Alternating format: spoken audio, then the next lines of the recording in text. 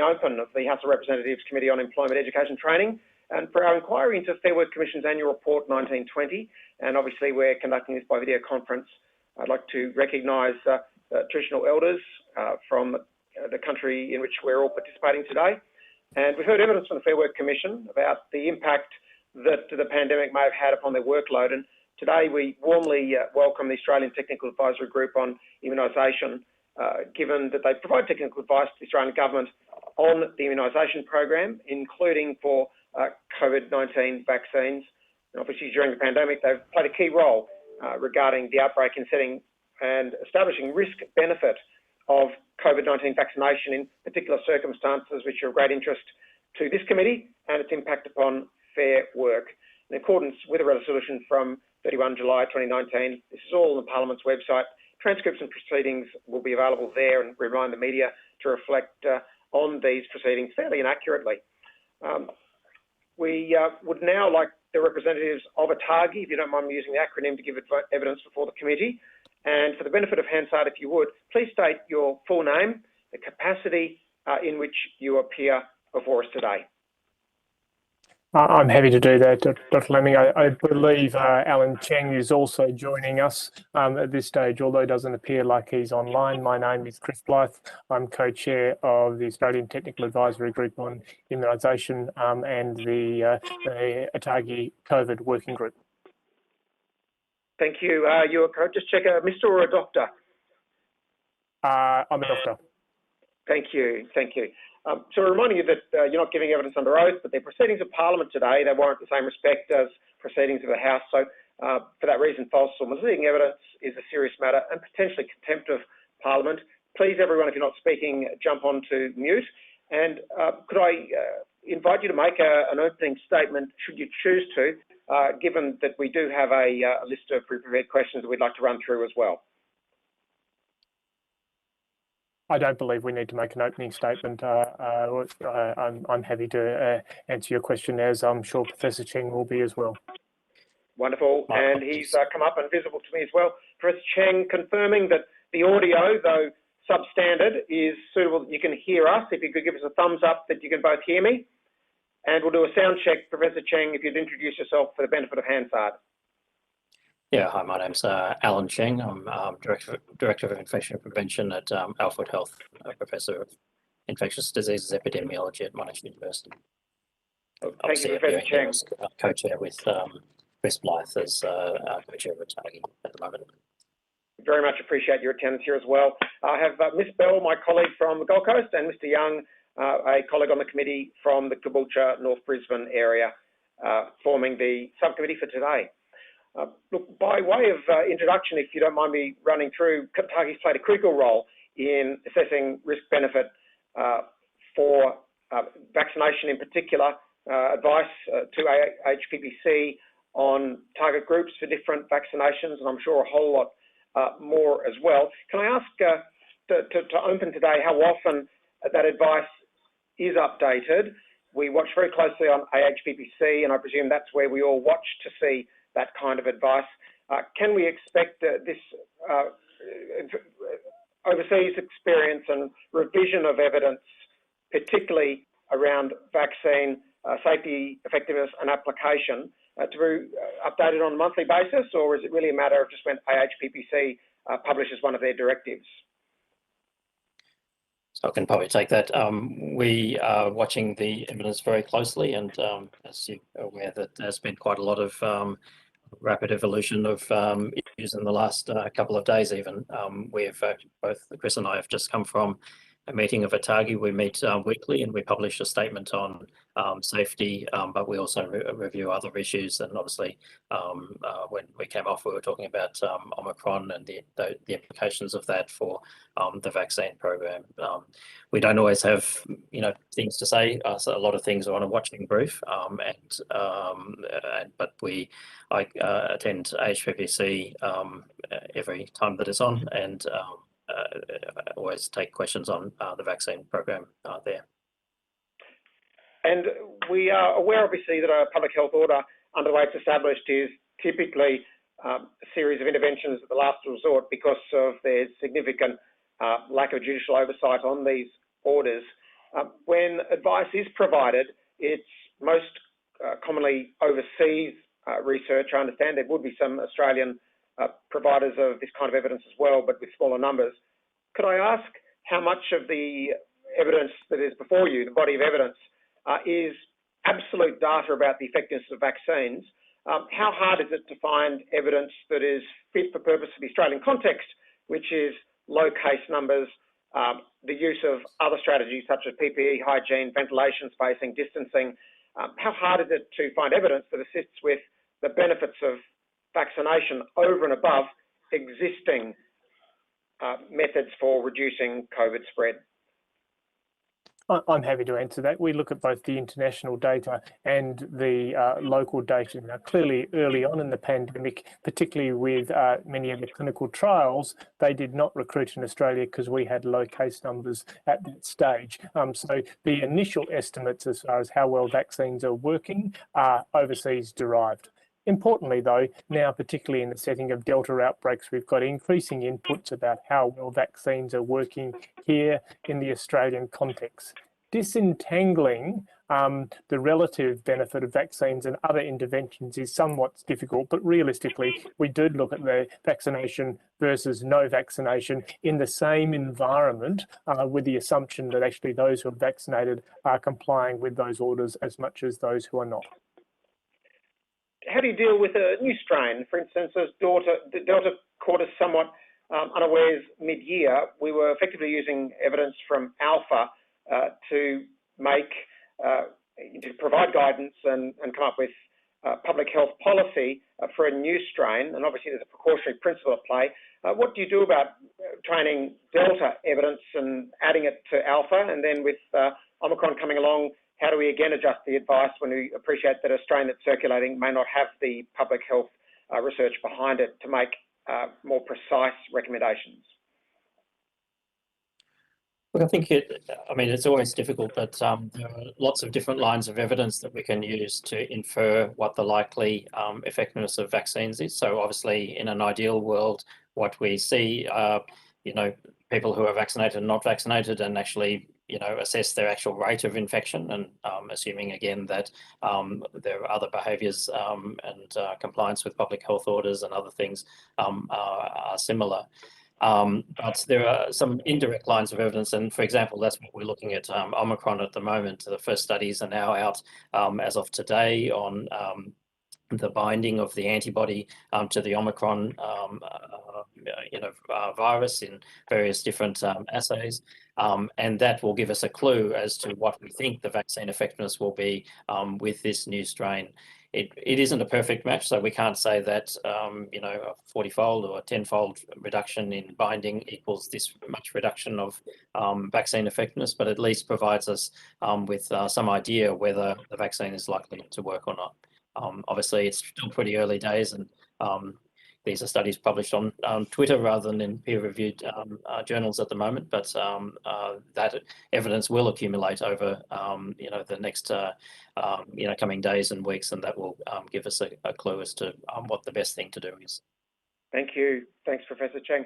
I'll just check with both Mr. Young and Ms. Bell. I'm about to dive into some more specific questions here. If you didn't have any questions, I may not pick you up when you do have one, but Mr. Young, if you're happy for me to proceed, you didn't want to add a question or myself, thank you for thumbs up. And Professor Cheng, forgive me that I now sort of go into some specific sectors, but if you wouldn't mind, I might just give them to you because, as you will be aware, there's about a dozen of them, and I thought you might want to take them as an omnibus question because it'll be slightly more efficient for you.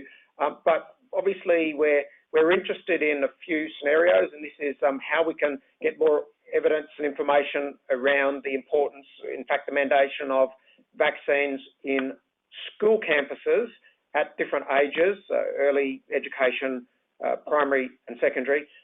What appears to be a decision from university campuses to be quite forward-leaning, and the evidence that we can find that might apply to university campuses, if that evidence exists, if it's in evolution, or if you're aware that the studies are happening and we're waiting on results in that circumstance.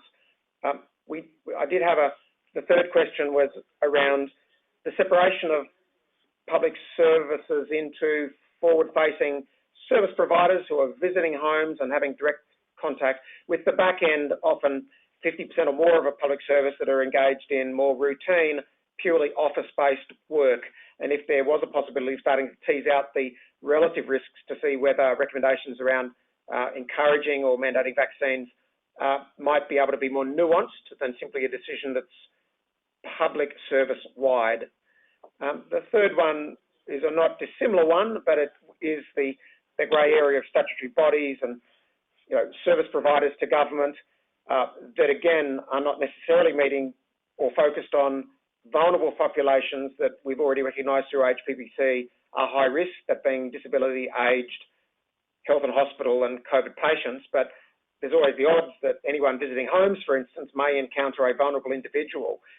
Whether we can tease out the relative risk benefits of mandating vaccinating or not.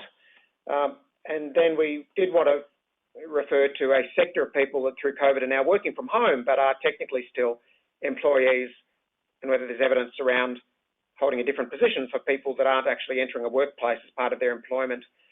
And then we had seen a farrago of mandates, which we were not expecting you to comment on, but can we source particular evidence that might inform our approach to areas like real estate, acting, producing, restaurants and coffee shops,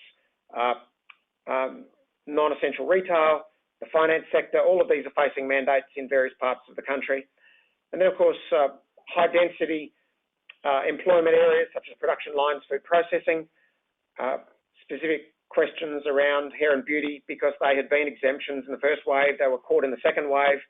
We really are looking for evidence around some of these non-essential retail areas such as the health and wellness sector.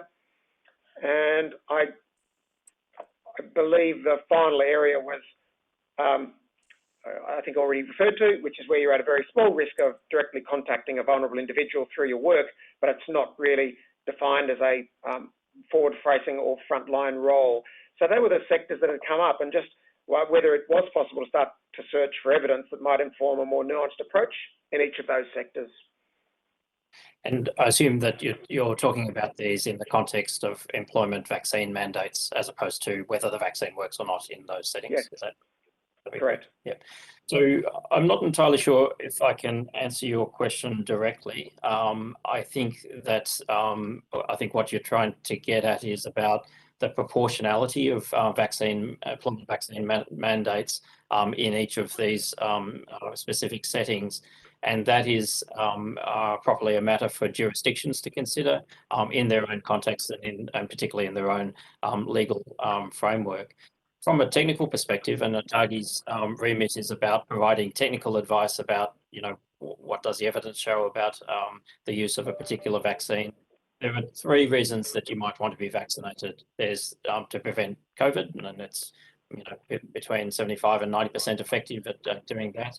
To prevent severe COVID, and noting that that really depends on what your baseline risk of severe COVID is. So, for example, if you're much older, then the 90% effectiveness of the vaccine in preventing hospitalisation and death is quite it's quite large. Whereas if you're 20-year-olds, obviously, where you're much at lower risk of having severe COVID if you're otherwise healthy, then that absolute benefit is smaller. And then the third reason is to prevent transmission of SARS-2 virus, and it's probably about 70% effective at that. And so just noting that the last two of those reasons, to prevent severe COVID and to prevent transmission of SARS, at least can be the rationale for a mandate. And so in the first one, we might say that, for example, for someone who is at occupational risk of having exposure to infection, so staff on a COVID ward, for example, that's an occupational health and safety consideration. It's like having a hard hat on a building site, and it's part of a suite of protections. Yeah. The second reason about transmission would be, we know that elderly people don't respond to vaccines as well, and particularly those who are frail and in aged care. Most of their contacts are actually the people that work there and care for them, and therefore to have a vaccine for the people that they come into contact with is reasonable to protect both the worker as well as the person that they're looking after, they're caring for in that setting. Equally, things like hotel quarantine workers, obviously coming into contact with people that might have SARS-2 coming in from overseas. That's a known point of incursion into Australia, at least in times gone by, perhaps not so much now. I think it is worth noting that some of these indirect effects, so for example, if you were operating a aged care facility and thinking about the need to vaccinate your workers to protect the residents and other people working there, those benefits are probably only realised when a high proportion of people are vaccinated. So, in an aged care facility, if only one person is vaccinated and everyone else isn't, then there probably isn't much benefit to those residents or to other people. But it probably requires, a very large proportion or all of the aged care workers in that facility to be vaccinated to have that effect on that indirect effect in protecting those that they're caring for. So I'm not sure that I can answer your question specifically about the validity, the proportionality of employment vaccine mandates in each of those settings, but would note that the vaccine does have an effect, and one of those effects is to reduce the transmission of SARS-2, and that's then whether it's proportionate to require that to work there is then a matter for those who write the public health orders in each jurisdiction. Thank you. Thanks very much, Mr. Chairman. I've got three more questions.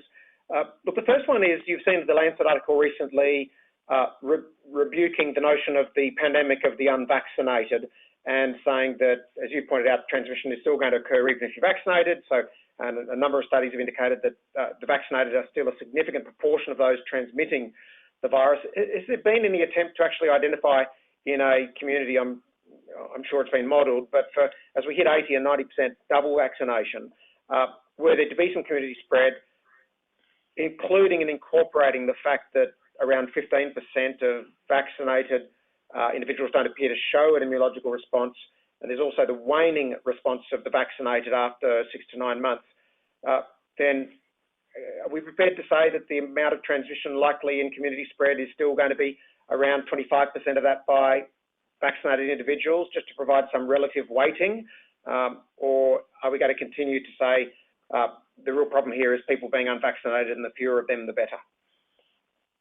I'm happy to answer that. Clearly, the higher the vaccination rate, the greater proportion that transmission is to occur from vaccinated people. We know that vaccination reduces transmission, but doesn't negate, it doesn't prevent transmission, but it certainly does reduce it. So as we get high vaccination rates into 80s and 90%, as a proportion, of course, those vaccinated people are going to continue to be the ones that cause transmission in the community.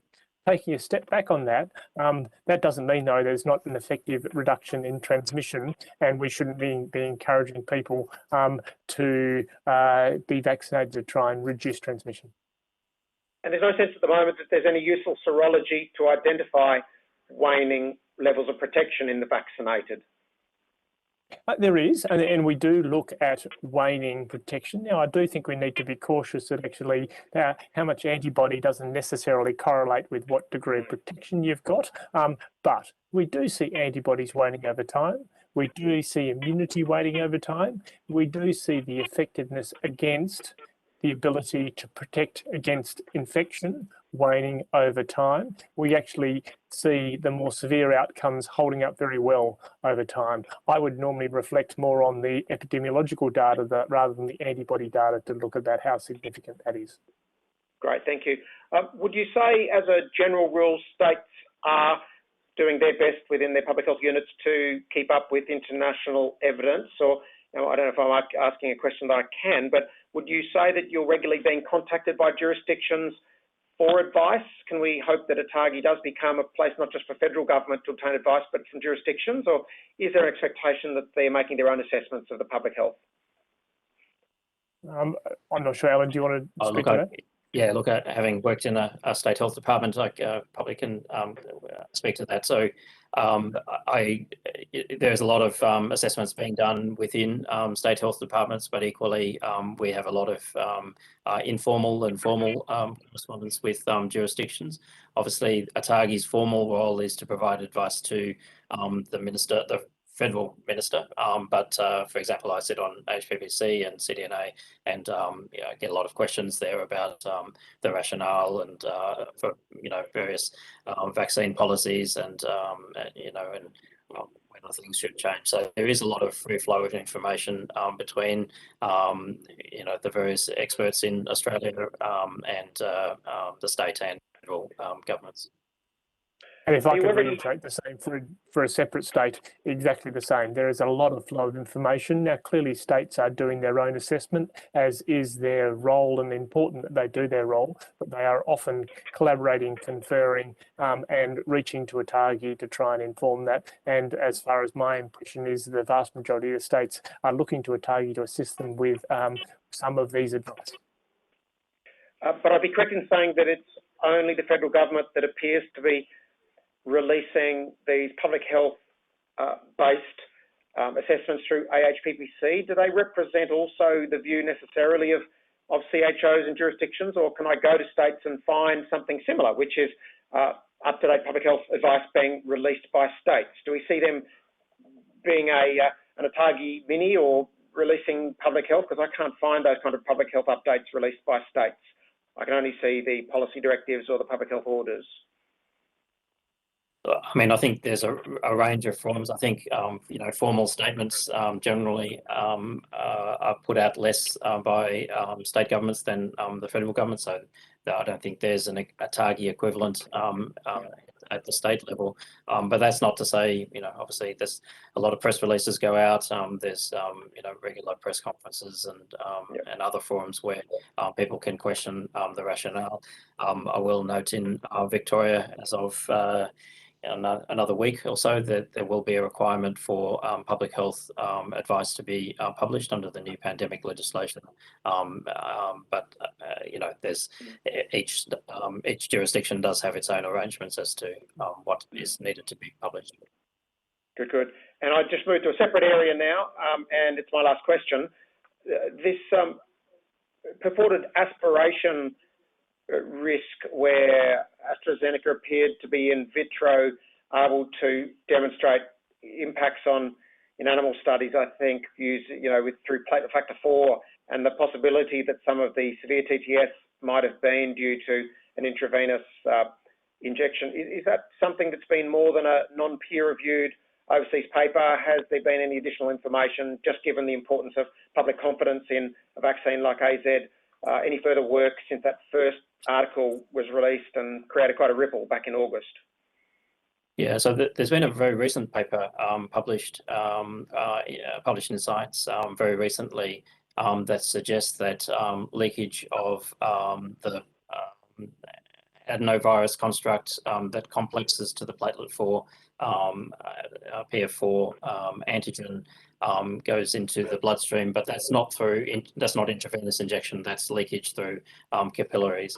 I think what that doesn't explain is that we essentially only see thrombocytopenia and thrombosis syndrome occurring with the first dose and very rarely with the second dose, and also doesn't really explain why there is it seems to be more common in younger people and more common in females, or at least is more severe in females. So I think there's still a fair bit to learn about it. I think in terms of, I think the question is about whether there are additional risk mitigations that might be considered with, and one of those, for example, is aspirating on the needle to make sure that you're not on a blood vessel. That was considered by ATAGI, and we sought advice from vaccine providers and from hematologists. we didn't. It hasn't been standard to do that, and the reasons for that is that there's no major blood vessels in that area, so it isn't thought to be a likely mechanism. It isn't thought to be the implicated mechanism for this complication specifically, and there are downsides to doing that. It is particularly more traumatic to keep the needle in and aspirate, and it's not thought to be necessary. Is my understanding. Look, that's great. Look, there are key questions. We just double checking with my colleagues. I'm getting thumbs up. Everyone is happy, and we're just very grateful that you. Yes, Ms. Bell. Over to you. Please go ahead, Ms. Bell. No rush. My apologies. Thank you, Chair. And I'm phoning in from Queensland, where we're in the middle of a thunderstorm. So apologies, gentlemen, if you can hear the rolling thunder behind me from quarantine here in Queensland. Thank you, Professor Blyth and Professor Cheng, for joining us today. I just want to ask a couple of questions, if I may, for anybody that might be listening in terms of public safety and vaccination numbers. I just want to ask some really simple, direct, to-the-point questions around state mandates for business, if that's okay. And I'd just like you to answer in kind of, general terms, so the layman could understand. Can you outline for the committee why the state mandates for businesses are necessary if 80 to 90% of the population is vaccinated? I'm here to answer that. I don't think that's ATAGI's role to answer that question. We provide technical advice, and we believe in the benefits and safety of vaccinations, and how they are implemented and rolled out is absolutely up to the states. The public health orders are derived by those. ATAGI has not provided a recommendation for mandates at any time point, and we absolutely believe in the benefits and the safety of vaccination, and that's why we provide the technical advice. I appreciate your frankness of your answer around which advice you provide and which you don't, just so the public understand that.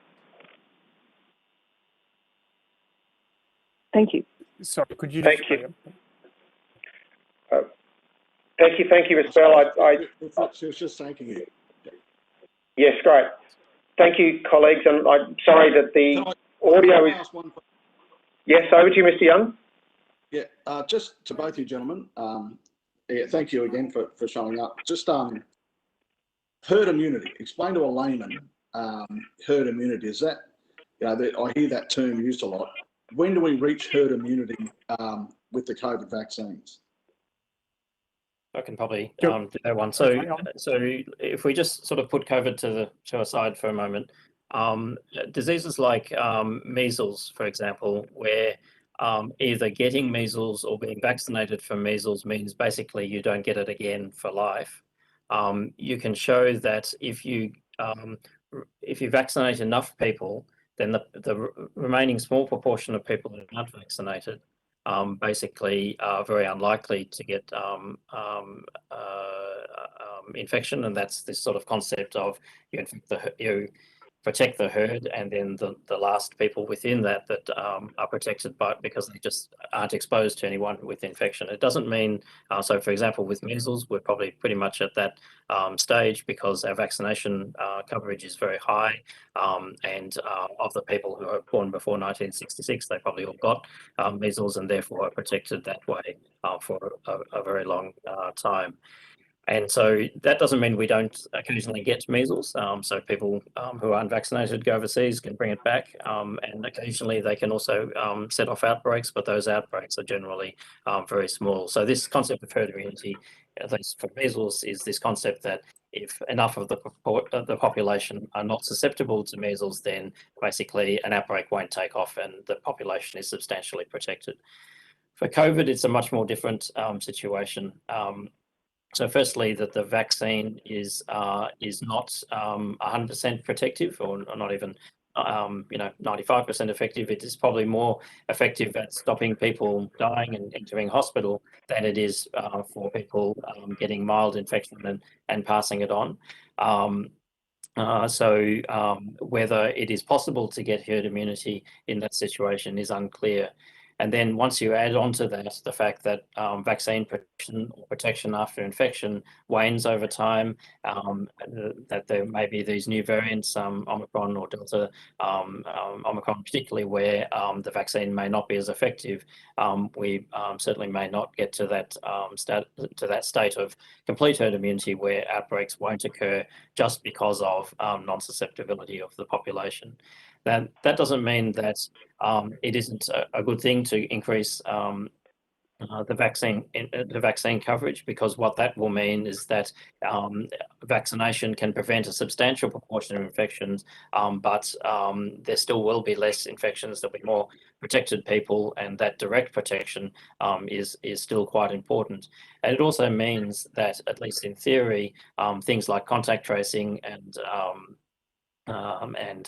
you know, the public health measures that we might otherwise need don't need to be quite as strong as if we didn't have any protection due to vaccination. So we sort of have three ways of preventing the spread of infection. There's vaccination, there's contact tracing, what's called test, trace, isolation and quarantine, and then what we call public health and social measures.